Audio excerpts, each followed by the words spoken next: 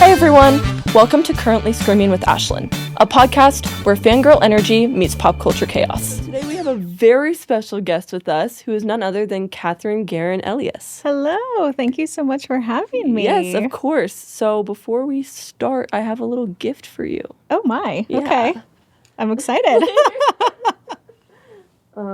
Also nervous. What is this? Oh, this is so cool. Yeah. I love it. I love swag. Yeah, so it's do you know what it's from?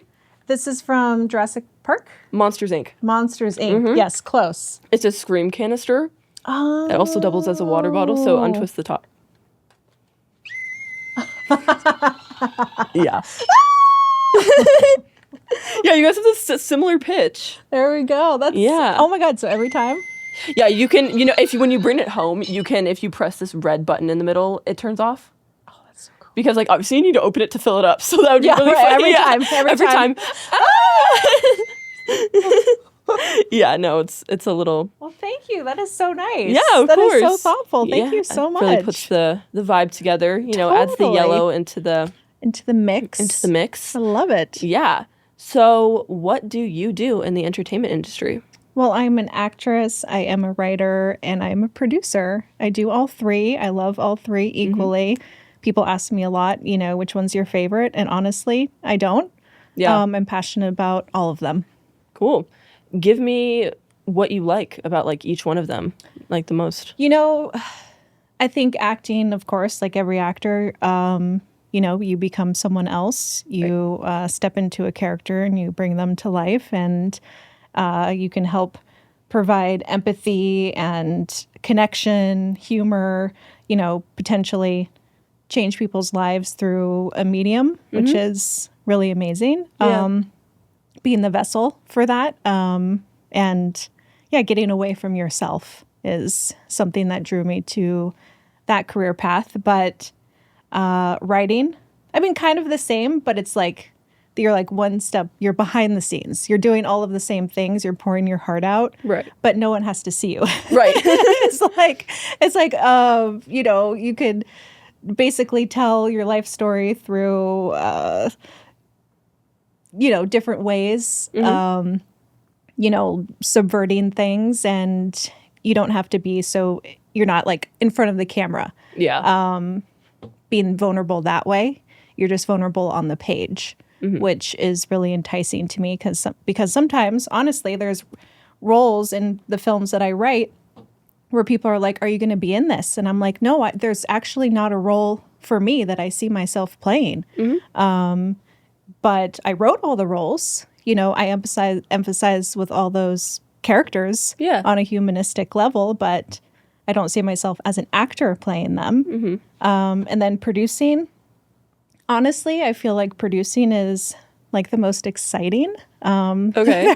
Which is really strange to say, but there's like this adrenaline rush and satisfaction that comes with bringing a project to the screen, getting greenlit, getting in front of people, pitching, and pitching.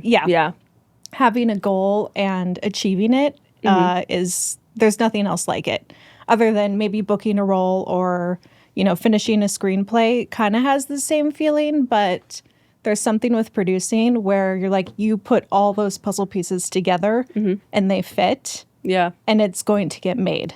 And that's an unbelievable feeling. Yeah. No, I bet. That's crazy. Yeah. So how did you get into all three of those things? Was there one that you started with more primarily? Yeah. So I started off in the industry as a model. I grew up in the Bay Area, so I went to college in San Francisco, and then I got scouted. Which college? I went to San Francisco State. But, cool. But coming up, I dropped out. No, my dad went there. Oh, very cool. Yeah. It's a great school. It's beautiful. It's amazing. It's okay, I dropped out of college too, you guys. I think like most artists, you drop out. Yeah. I went back to school during COVID, but still haven't finished. It's a long process for me. Yeah. And my parents are actually teachers. They're educators. I come from a long line of educators. So interesting. They definitely want me to finish that degree. But well, there's a different path for everyone. Yeah. And school doesn't mean what it used to. It doesn't. Yeah. Like I grew up in a super academically competitive area at Silicon Valley. It's home to Palo Alto and Stanford, and you're like expected to like basically get into an Ivy League school is kind of like getting a 4.0 is like that's not good. You need a 4.2, 4.3. My high school was kind of like that too. Exactly. Yeah. So it honestly kind of put me off the competitive nature back then. But looking back, the competitive nature helped me tremendously in Hollywood. Because in order to succeed, you have to kind of go above and beyond, especially as a producer. Yeah. So anyways, long story short, let's go back. So yes, was going to college, got scouted in downtown San Francisco a couple of times. And my cousin, she was modeling, and I was kind of like jealous of her being in catalogs, and, like in commercials. But I played sports, so, and I was super shy. And I also got scouted in high school to be in a fashion show, and I didn't do it because I was just shy and scared, and my friends were kind of jealous, and I just wanted to be accepted. And so I didn't want to stand out in any way. And so when it happened multiple times, I was like, you know what? I'll give it a try. Yeah. Like, if people are asking, like, why not? And so I started doing like photo shoots, and I got an agent, and, started going to castings and started booking jobs. And I was like, this is cool. Like, I'm making money. All my friends are like in college and broke, I'm making so much money, and, like wasn't a lot of money, but it was, yeah. But it was enough to, survive, live in San Francisco.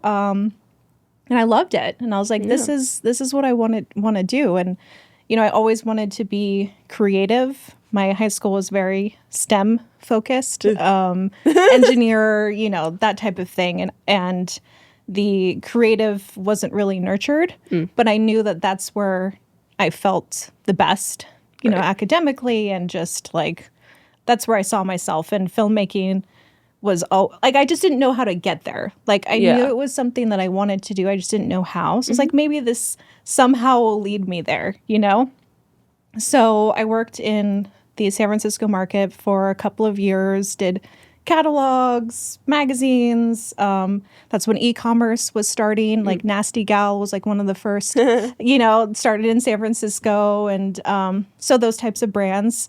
And then started going into commercials, where the real money is. And then, a couple of years passed, and I had worked with basically everyone like 3 times over. And my boyfriend, who is now my husband, my boyfriend at the time, we were like, let's just go to LA. It's 5 hours away. Like, let's try it out. Let's go live there for a year and see what happens. I love that. The LA dream, the LA itch. Because it's like, it's only 5 hours away. Yeah. So if things weren't, we just try back. And so, we, got to LA, got an apartment, got an agent, and started working, in the commercial market here. And I did really well for a good, 5-7 years, just working the commercial market and, making friends in the industry while, going to castings, and you meet other creatives. Right. And then I started to learn that my friends were also filmmaking, on the side, and entering film festivals. And I was like, oh, that sounds really fun. I'd see their projects, I'd go support them. And I was like, I've always loved to write. Yeah. And I'd been kind of writing on the side just for fun, like writing little things. And so on a whim in 2017, I entered the LA Film Festival, was putting on a contest with Danny Elfman, the Oscar-winning composer. He lent his film scores to filmmakers and to write short films around them. And I think there was 5 days left before the deadline. Ooh. So I scrambled and found a crew, wrote a script. And looking back, it's absolutely horrific, what I put together. But it was sweet. It was a really sweet story. And it ended up winning fan favorite with over 1 million views online. Okay. And I got to screen at the LA Film Festival, which at the time was on the level of Sundance. Yeah. It was one of the big 5. Right. And so it was a really big deal. Oscar winners were judging it. I got to go. I got to meet them, the other filmmakers, and I was like, this is this is where I want to be. This is where you want to be. I want to be acting, I want to be writing, and I want to be putting it together. Yeah. Because it was so satisfying seeing all of it come together. Yeah. And have people enjoy it and have people react to it.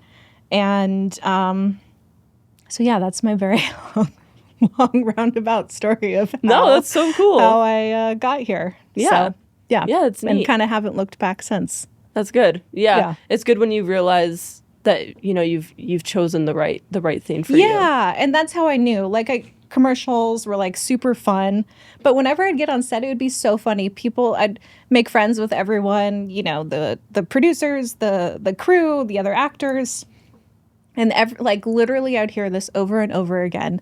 And I'm sorry to the viewers, I lost one of my nails, so if you zoom in, that's like all I can think about. I'm so sorry. People would say, someday, Katherine, you're going to be running a set.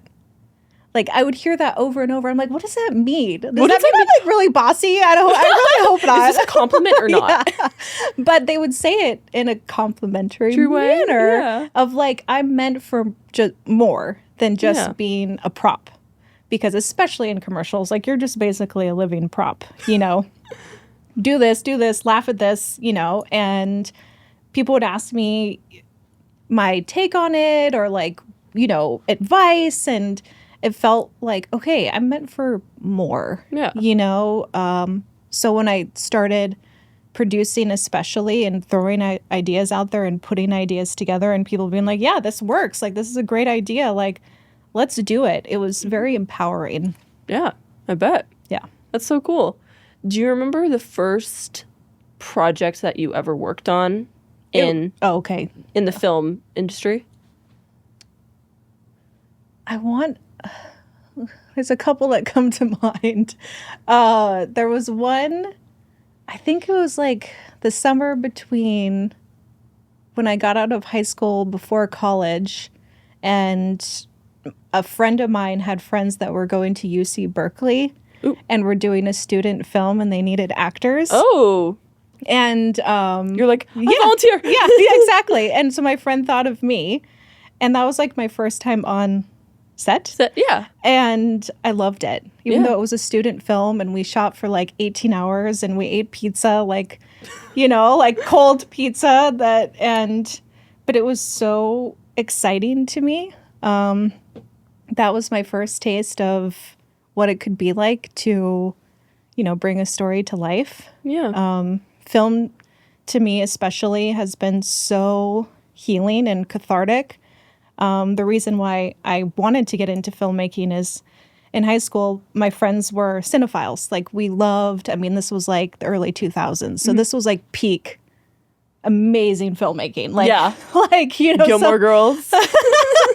Well, I'm talking more like Fight Club, Requiem for a Dream, like The Beach, you know, like film kids. Being a teen in the early 2000s. Like those films were revolutionary. And it was the first time, because there's a lot of like trauma and tragedy in my childhood, and it was the first time where I saw that pain reflected in a way that made me feel so seen. Yeah. And I was like, I want to do this. I don't know how, but I'm going to get there.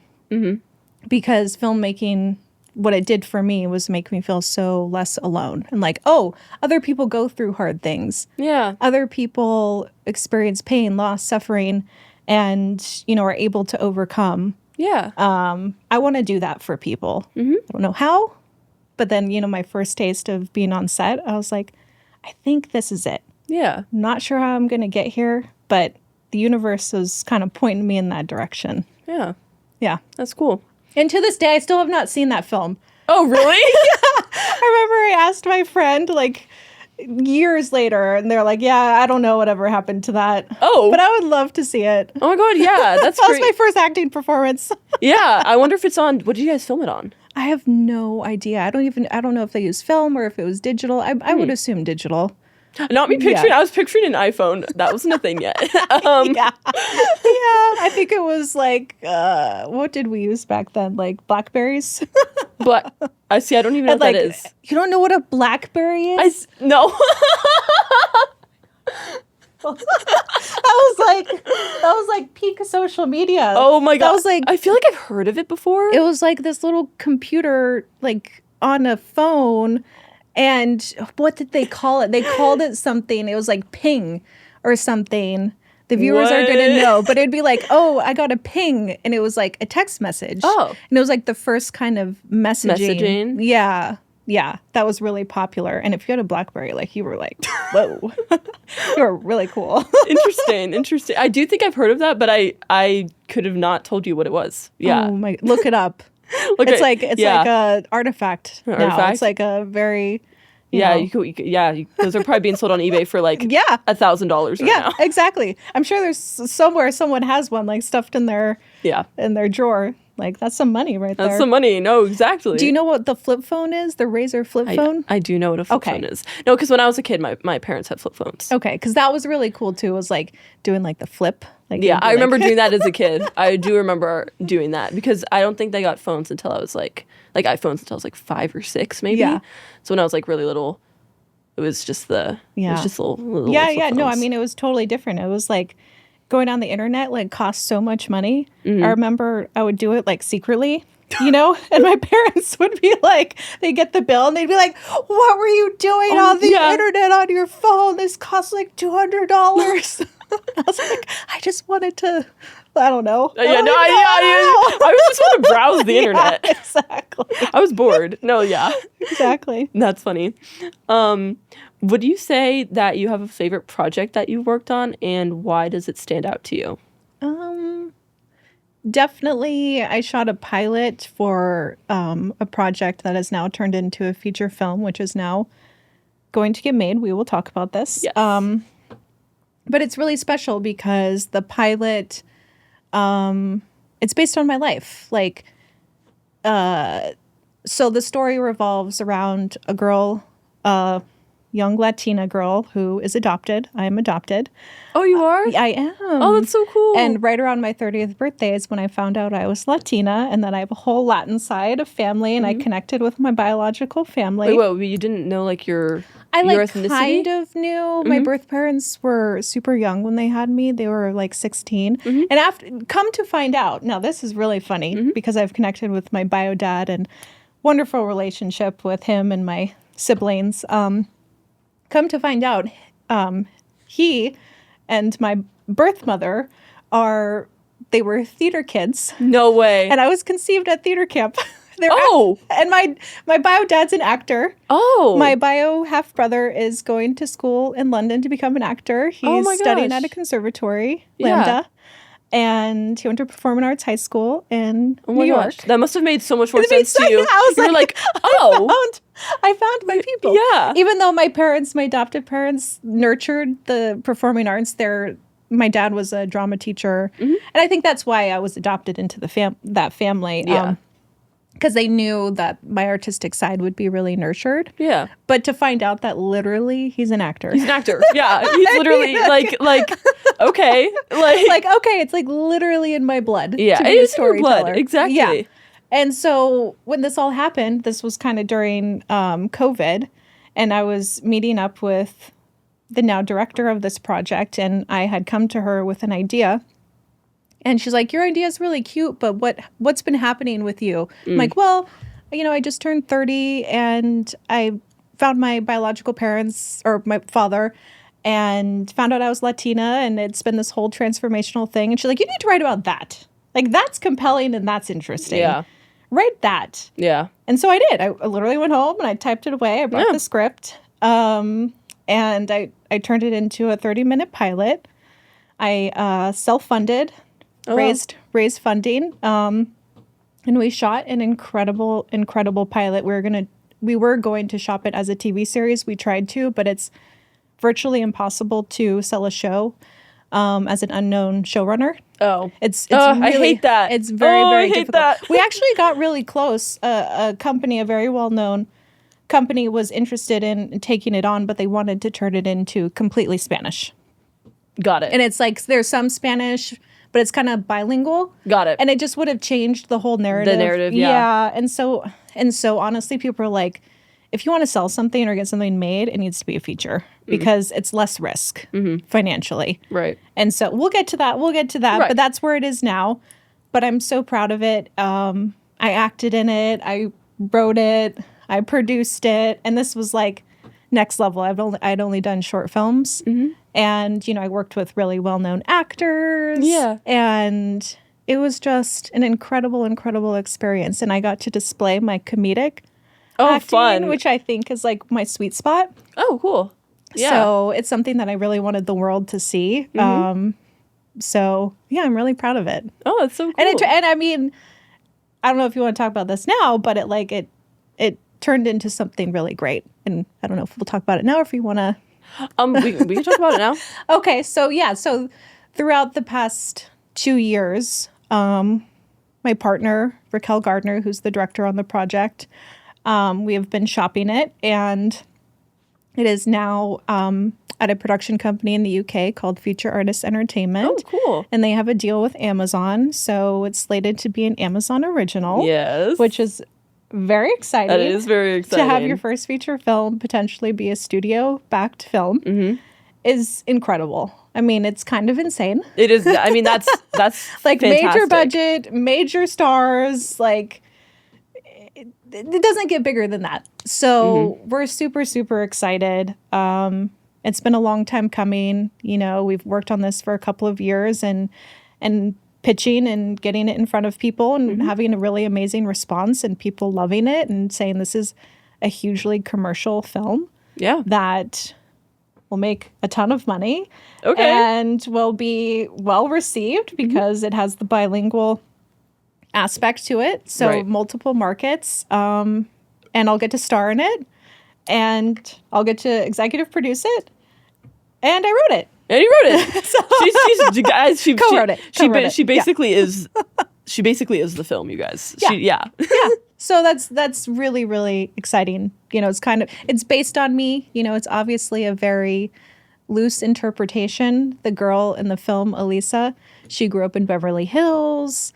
Her mom is like amalgamation of every Real Housewife ever made. Yeah. Like just so crass, so in your face, like tells everyone, she doesn't care if people are listening or not. She thinks everyone's listening.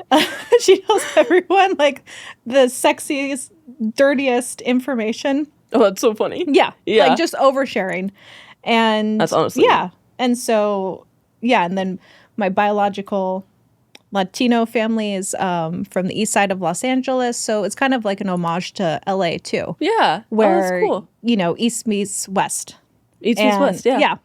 Okay. Yeah. So we're hopefully going to film in Los Angeles, at least some parts, and really pay respect to the community and the culture here, the Latino culture here, because it's so integral to the city. Yeah, no, that's fantastic. Yeah. I know I love how much LA is just like a melting pot of just like so many different like it's so cool. Yeah. Like you like especially with like food. Oh, like there's nothing like it. Like I'm Hungarian and there's literally a place that just opened up.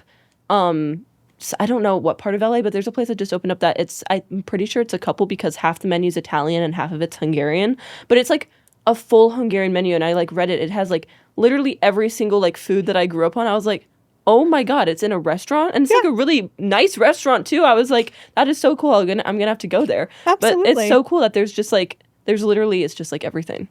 Yeah, it's really special. Coming close is the Bay Area. I'm very lucky to have grown up there because same thing. The ethnic communities, it's so diverse. Yeah. Especially the Asian communities. Cool. Yeah. So I was eating like faux noodle soup before it became cool. Oh my God, I love and like Korean barbecue. Like I was eating that stuff before because the Asian cultures are just so prevalent there. So very similar to the melting pot. But Los Angeles, yes, even more diverse. And it's really special to be able to reflect that in a film. That's super cool. So do you have anyone that you look up to, and have they inspired your craft in any way? Yes, I am very lucky that I've had a multitude of mentors throughout my journey. Really lucky especially on this project, the Elisa's Almost 30 project, Jeff Shaper, the co-creator of Seinfeld, cool. Which is incredible, and also the co-creator of Curb Your Enthusiasm, EP, director, writer. Very lucky because the editor on the pilot worked on Curb Your Enthusiasm, became really good friends with him. Shout out Chris Chandler. He's amazing. And he put us in touch with Jeff. And throughout the process, he really helped guide us into what it was like to pitch, gave us advice on the project. And those are probably comedically two of my most influential and favorite comedic projects that have ever been made. Oh, I love that. Yes, I'm still trying to get close to Larry. Larry is an ultimate celebrity crush for me. So I'm very sad that Curb Your Enthusiasm ended because it was a goal of mine to get on that show. But hey, you're gonna make it come back. Yes. So yeah. Larry, call me. Yeah. But also the reason why I got into filmmaking, and we discussed this a little while ago, Darren Aronofsky is my favorite film director. Every film that he's ever made, I've studied relentlessly. There's no one else, I think, that's able to convey the human condition and human pain and suffering in such an eloquent and real, visceral way than he can. Yeah. I look up to him immensely. It is a goal of mine to work with him someday. I have a project that I think he would like. And there have been talks about sending it to him. We will see. But yeah, he is someone I look up to immensely. And that kind of reflects the vast differences in my work, but also the kind of similarities that I bring together in my work. Like I love comedic work, and I also love really interesting, dynamic, painful, human condition suffering type stories. Yeah, and I I agree. tried to like meld them together in ways, because that's kind of everyone's life experience. Yeah. Is we're not always happy and we're not always sad. Yeah. But there are happy and there are tragic moments in people's lives, and I try to display that in my work. Yeah. Because I too want to make people feel seen and heard, whether it be comedically or, emotionally. I just want people to feel less alone through the work that I make. I love that. Yeah. Yeah, that's fantastic. Yeah. Okay. So let's get into more specific projects that you have worked on. So you have written a horror script recently. Yes. Tell us a bit about that. And that's how we know each other. Dan, shout out Dan. He's one of the executive producers that came on to my horror project. This was actually the first feature film that I wrote. I wrote a second short film after the LA Film Festival, and that was super fun. It was a psychological thriller. It got picked up by Amazon Prime and Shorts TV and another distribution channel, but it made like zero money because short films make like no money. And I realized if I ever want to make money at this, I have to write features. Got it. But I knew that I could write things that could get sold or picked up. Yeah. So I knew it was in me. I just had to figure out what. And randomly, I was browsing the Reddit No Sleep. I love Reddit. Shout out Reddit. I love Reddit. I'm a Reddit. Yeah, I'm not going to tell my username because that's secret. Got to keep it secret. But the No Sleep subforum, which is incredibly popular. I think it has like 25 million active users. Whoa. Major. And there was a short story on there. And if you don't know about the subreddit, they're short horror stories written under the guise that they're true. But you suspend your disbelief. You obviously know they're not true. But for fun, you know, like a film, you pretend that it is. Right. And so I read this one that was, I was like, this is a film. Like, this needs to be made into a film. Mm-hmm. So I contacted the author, who writes under a pseudonym, so they were a little hard to find. But I contacted the author, and I optioned their story and turned it into a script. And here we are, years later. And since then, that subforum has blown up, And it showed that I have incredible instincts because Netflix has purchased 3 stories from that site. Sony has purchased 1 or 2, and Amazon has purchased 1. And I own the rights to one of the most popular of all time. Okay, hitting all the big guys. So Dan knows how valuable that is because it has a built-in audience. I mean, this story, it's called The Whistler series. It has a huge fan following. It has podcasts. It has merch. It has, books. It has YouTube videos. I mean, fandom. Major. So it is an incredibly valuable IP. And Dan sees the value in that. Yeah. And I can break this here officially that the original writer, creator, and executive producer of the Final Destination franchise, Jeffrey Reddick, has stepped on to also executive produce and potentially direct. Woo-hoo! So you heard it here first. That's so cool. It's my mini scream for you. Your mini scream.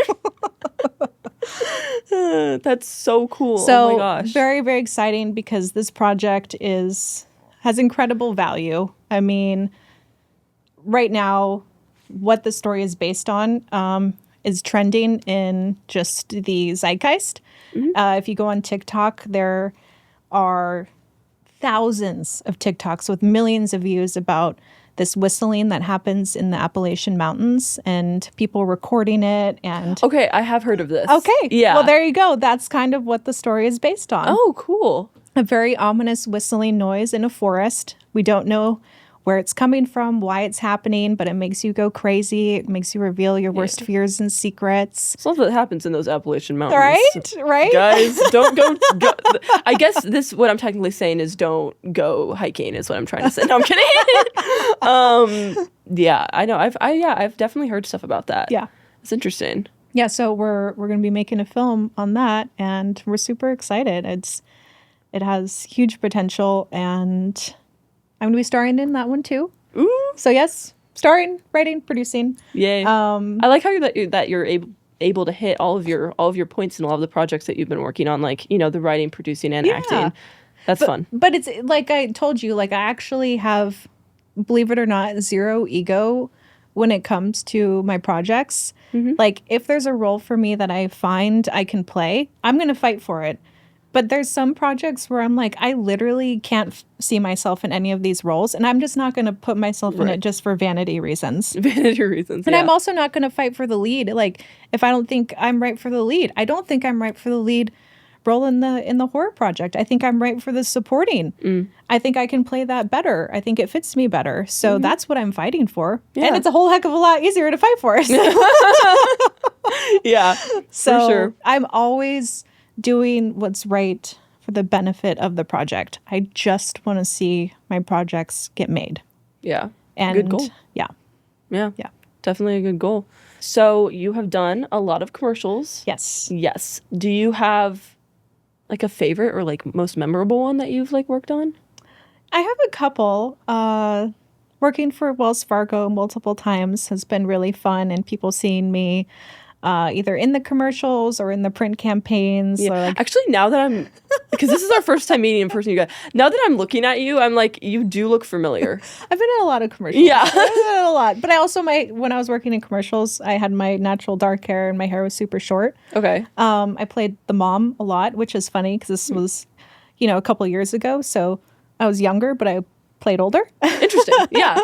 And now that I'm older, I actually play younger. Interesting. Yeah. So I think I'm aging in reverse is basically what you're saying. Yeah. But yeah, no, I have a lot of really fun memories. Worked for Mattel a lot, so that was really cool going to the Mattel headquarters. And then when Barbie came out, I was like, hey, Mattel, that's my family, Yeah. That was really fun working with them. And I would say like biggest in terms of people seeing it, the scope of where it went is I did a commercial for Target.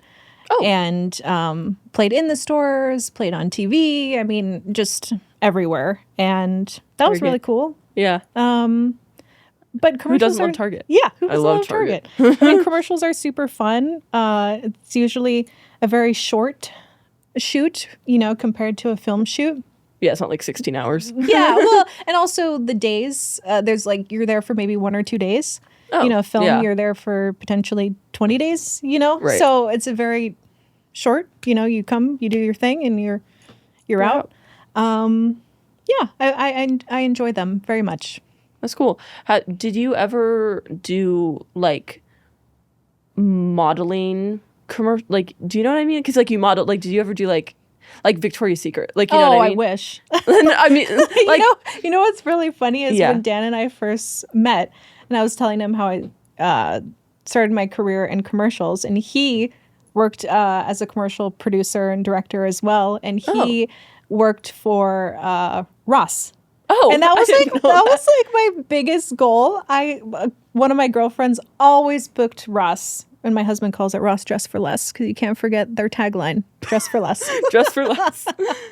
But that was like my goal. I wanted to work for Ross so much. All the girls, the women looked so beautiful and they looked so happy. And, and I was like, that's the kind of work I wanted to do. Like where you just smile and look like you're shopping and having a great time. Yeah. And it's funny because, it was right around the same time frame when I was auditioning as when Dan was working for them. And so we probably, him and I crossed paths. I was like, why didn't you cast me? Yeah, hello, why didn't you choose me? Dan. Yeah. So if they ever want to hire me for a commercial, I'm still available. Do they still? Yeah, Ross still does. I think so. I don't know. But, it's so fascinating because the commercial landscape has changed so much. Oh, yeah. I mean, now with the proliferation of influencers, I mean, that's basically what commercials are now. Yeah. Influencer marketing. It for sure. Yeah. So you can just be an influencer and work for a brand, and basically you're just doing a commercial for them. Exactly. So, I mean, back when I was working in commercials, like actors, that was their livelihood. Yeah. I mean, you could make a ton of money working in commercials because there's this thing called SAG Nationals, Right. which is like the coveted goal for every commercial actor, because you get paid every time it plays. And if it plays all around the world and it plays like every 5 minutes, cha-ching. Cha-ching. Whoa. You can buy a house. You can buy probably a second house, a new car. Like you don't have to work. Like people would book one and they wouldn't work for a year. Whoa. Yeah. That's crazy. Yeah. And that just goals? Goals. And if you worked a Super Bowl commercial, yeah. that was like Mecca. That was it. That was a jackpot. You couldn't get higher. And it's really interesting now. I mean, it's basically unheard of because companies are going non-union, not paying the rates anymore. Celebrities are in so many commercials. So many brands and companies are using influencers and influencer marketing. So the commercial acting is kind of going the ways of the dinosaur. I mean, it's just, it's still there and you can work, but it's not like how it used to be 5-10 years ago. I know, right? Yeah, not even that long ago. Yeah, because, I mean, this influencer thing didn't really start being a thing until, like, TikTok was a thing. And that one was like, 2018, 2019? Yeah, and that's when everything started to shift. And, I mean, it also has to do with viewership on TV. I mean, no one really watches TV anymore. I mean, I don't watch TV. Yeah. Oh, my husband and I, we don't even have a TV. In my new apartment, I don't have a TV. Which is crazy as a filmmaker. I hate admitting that. That's probably horrible that I watch everything on an iPad or a phone. Oh my God, it's so bad. No, so we have a projector. So that's cool. Yeah. That's like cutesy and stuff. Yeah. Like do you put on like the wall or like the ceiling? The wall. The wall. Yeah. Yeah. Yeah. So that's really fun. Like we'll watch fun, important things on. We'll save the fun, important stuff for the projector. Yeah, I don't want to watch that on the phone. No, I have a really, it's not a bad habit, but I just think I don't know. I feel bad for, like, I watch everything on my phone. I'm like a little, I know, which I hate to admit because my DP and director friends are going to slaughter me for saying this because, I mean, that's what they make. That's what I'm a part of this conversation. Is that's what we make film for, is to be seen on TV. On a huge screen because we're shooting with with such beautiful cameras and putting so much time, energy, and money into the production value. Just for people to... So let's just pretend I watch it on the big screen. Yep, all the time. Yeah, all the time. No, but that's what's true. Yeah. And it has changed the landscape dramatically in every sense of the way. I mean, for pitching, for the films that are getting made, for the types of actors that are getting hired. I mean, it has changed the entire industry. Yeah. So commercials are kind of, they're just not as existent as they used to be because people aren't watching TV anymore. Yeah, seems to be a lot of shifts going around in the entertainment film. It's a very, very interesting, scary, but exciting time. I think there's a lot of opportunity to be a kind of a game changer. There's so much is shifting that it kind of, I think, is going to give way to new art forms and new voices. Yeah, like podcasts. That was a video podcast. Mm-hmm. That is like new. Like this is. Yep. This didn't exist 10 years ago. No. Mm-mm. Yeah. People are watching this instead of TV. Yeah, or instead of talk shows. Yeah. Yeah, it's like podcasts are like visual podcasts. Yeah. In a way, are like talk shows. Yeah. Still love me some Jimmy Fallon and Jimmy Kimmel, but like it's similar, Well, yeah, and it's so interesting because actors like going on their promotional tours are now going on podcasts. Yeah, they are. Which is so interesting. Come on my podcast. Exactly. I'm available. Exactly. So it's like there's so much changing, which, is scary, but it's also exciting. And I feel so blessed that I'm able to be a part of the change. Right. And also I'm just blessed that my films are getting made in a time where things are shifting so much that I feel so lucky that people are giving me the time, energy, and money. Yeah, and money. Like, let's be frank, to put behind my work. Yeah. I feel incredibly blessed. All you need is time and money. That's all you need. Who's that phrase even from? I don't even know. I feel like I think about that a lot, though. In my head, I'm like, all you need is time and money. Right? Two very rare things. Yeah, so one of my last questions for you is, I love asking this question. I don't know why. It's like so interesting for me. Give me like a day. I want you to choose what film, maybe choose like a recent one. Give me like a day in a life on set for you in your position. Like as like, ooh, this is good since you're like a writer, producer, and actor. How about just like a day in my life? Because it's so crazy. Okay. Oh, yeah. That's good. Yeah, okay. Let's see. Okay. So I would say I have to get up very early because a lot of people that I work with are either overseas in Europe, and I'm taking Zoom meetings probably starting at 8 or 9 a.m. And I mean like Zoom meetings where I have to be on top of it and taking notes and production meetings. Right. So I am up early, showered, getting ready. I have to take my stomach Prilosec medication 30 minutes before I eat. Then I eat my breakfast, if I'm being real. Hot girls with tummy trouble. Tell me about it. Yeah. So then I get on my Zoom. I'm like eating like my breakfast while, the Zoom starts. Then I'm like pushing my cereal out of the way. And then that's usually like the first hour. And then I have a call with my partners to discuss the call, and that's another hour. And then I'm getting on probably back-to-back another Zoom meeting for another hour on a different project. Okay. And so then we're probably around lunchtime by now. And so my husband and I usually like to have lunch together if we can. And especially if like the Zoom meetings were like really exciting and we got great news that like the project is progressing, we like to celebrate because that's so cute. Every small win, big win should be celebrated. I agree. In this industry. So then we go out for like an hour to eat, get our coffees. Maybe I shoot some content if I have a cute outfit on. Oh, love Make that. him take pictures of me or bring my tripod. Yes, I love because, that. Let's be real, he's an Instagram husband and he can't take pictures very well. Okay, sorry. Yeah. The composition is questionable. It's questionable. Yeah, he's trying. The head, yeah.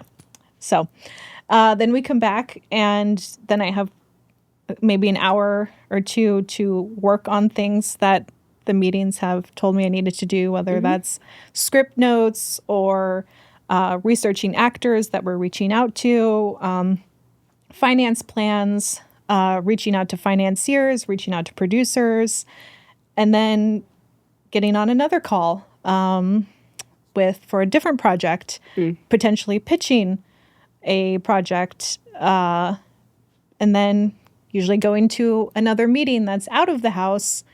And then finally, around 5 or 6, coming back home.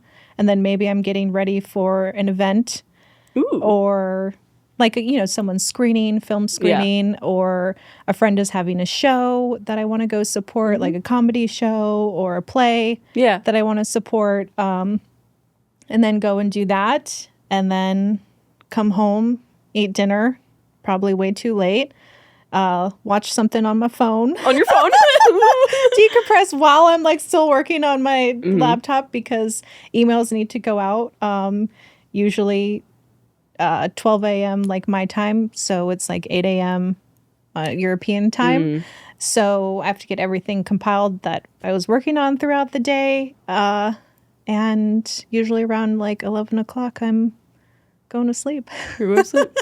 Long day. Lots of meetings. So many meetings. Yeah. And I will say, I am so like not even phased by pitching anymore. I mean, I've been so blessed this year to have pitched in front of incredible people that I never dreamed I would be meeting with. I mean, some of the companies that I've pitched to and met with over this year, A24, 5th season, STX, Anonymous Content. I'm meeting with William Morris, CAA, UTA.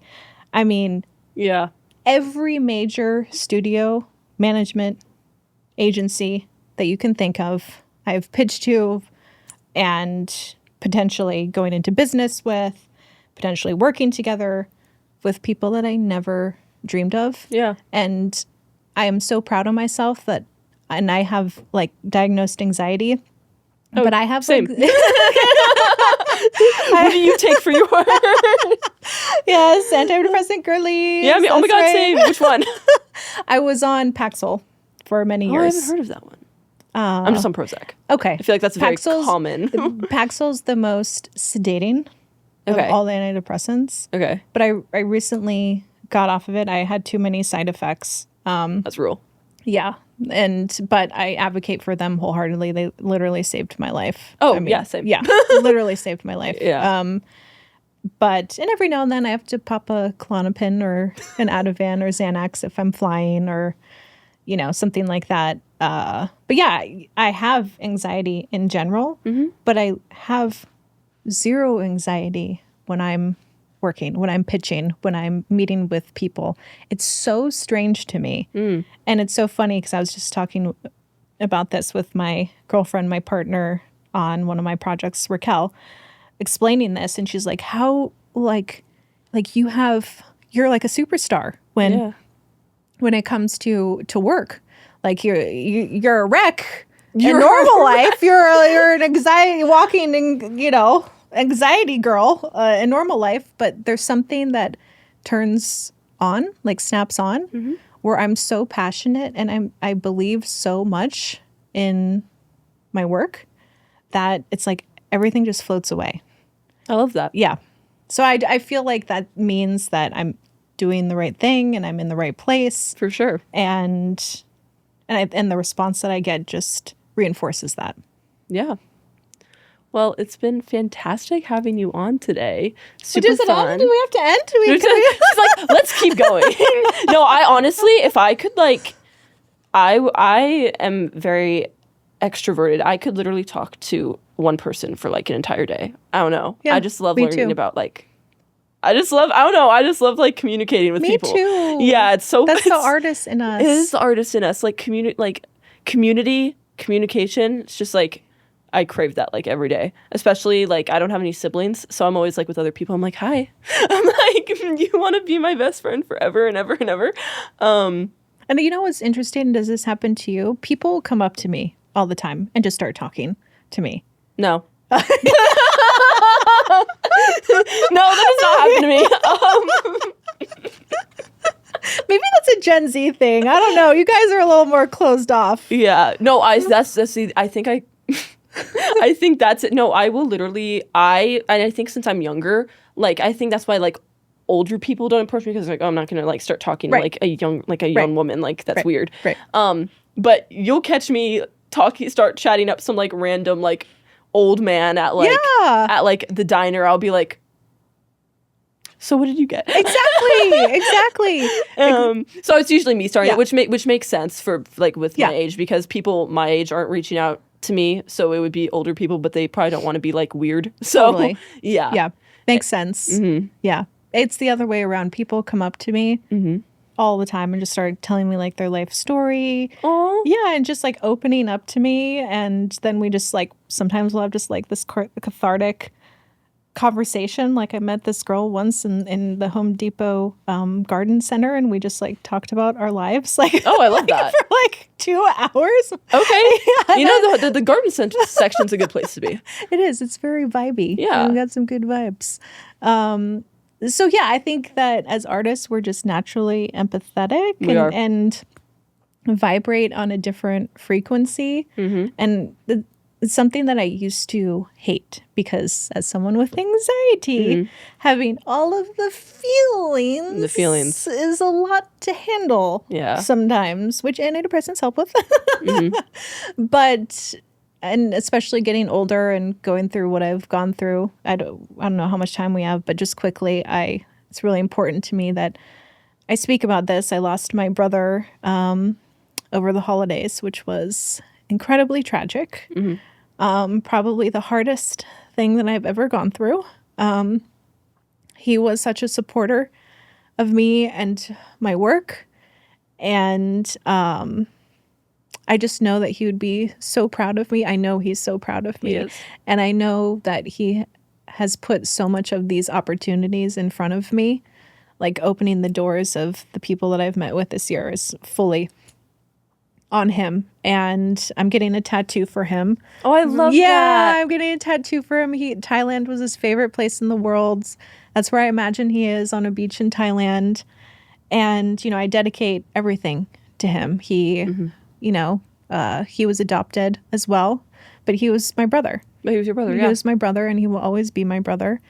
And it's interesting because going through that, like I told you, people coming up to me, especially this year, people have been coming up to you. Yeah, and it's almost like been really healing. I love that. Really, really healing. And it's made me realize again, okay, that's why I'm an artist. That's why I'm doing this, because I have all of these feelings, and so do other people, and I'm just a vessel. I am a vessel so that we can all connect. That's what I want out of life. I just want everyone to be happy. I know, I love just that. Want world peace. No, I love that so much. No, that's like I love that outlook on life. It's a really good one. Yeah, that's what I strive for. That's the goal. And I get caught up sometimes in, oh, my film needs to be here, and I need this, and I want this, and I want this, and I get caught up in the Hollywood of it. Yeah. I have to step back and go, why am I doing this? I'm doing this because I love it, and I just want people to feel less alone. I want people to feel connected. I want people to have conversations about my work and connect. That's all I want.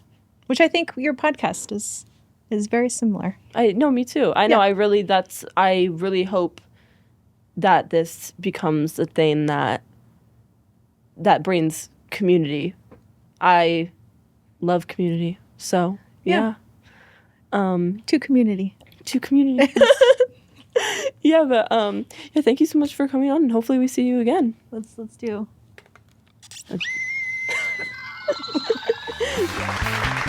Thank you so much for tuning in. Like, subscribe, and comment your favorite moment below. Check out my social media pages at Currently Screaming with Ashlyn. If you'd like to be a guest on my show, please visit my website. Stay screaming.